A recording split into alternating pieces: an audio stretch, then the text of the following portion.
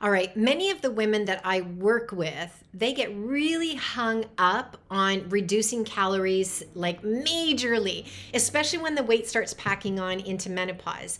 And here's what I can tell you. If you are just willy-nilly decreasing your calories all over the map, you're probably going to be doing yourself a disservice. Much like going full ketogenic diet, it may work for a really short period of time, but whoa, the rebound effect and the consequences of sticking on something like that are not going to serve you well when you're going through the menopause and postmenopause stage. So, I want to talk a little bit about calories and carbohydrates.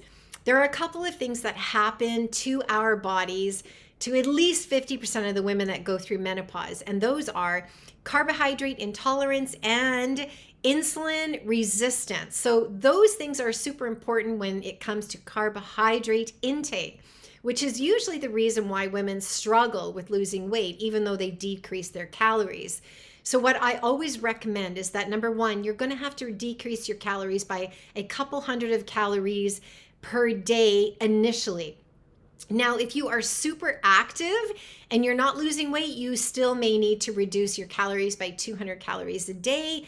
Do not worry about muscle loss at this point. That is not going to happen to you, especially if you're having the right amount of protein and amino acids. But back to my original point is that the reason you need to decrease your calories is because so many women have an exorbitant amount of muscle loss when they enter into menopause, namely because they're not working out and they're not lifting weights. So if you have muscle loss, then your body doesn't need as many calories in order for you to exist. Because here's the thing. On average, 1 pound of muscle uses about 50 calories per day just to exist. So if you've lost half a pound of muscle within the first year of menopause, well, that means that you have to eat less calories every single day in order for you to see some results. Now, keeping in mind, of course, there's a whole bunch of other things that come into this, and it's how your body digests carbohydrates, if it's actually utilizing it, your insulin levels. There's a bunch of reasons as to why you might not be losing the weight. But reducing your calories is a place to start initially.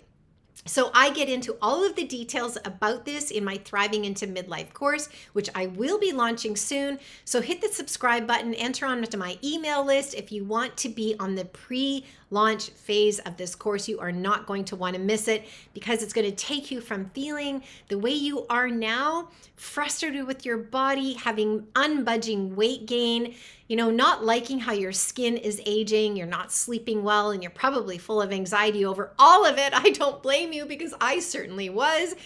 But it's going to take you from that to feeling empowered and in control, losing the weight, feeling vibrant, feeling sexy once again, and having some control over your body, which, let's face it, it's our body. We should be able to control what it looks like on the outside by what we are putting into it. And I am all about health. So hit subscribe, enter your email address below, and I cannot wait for you to be a part of the course. It's going to change your life, guaranteed.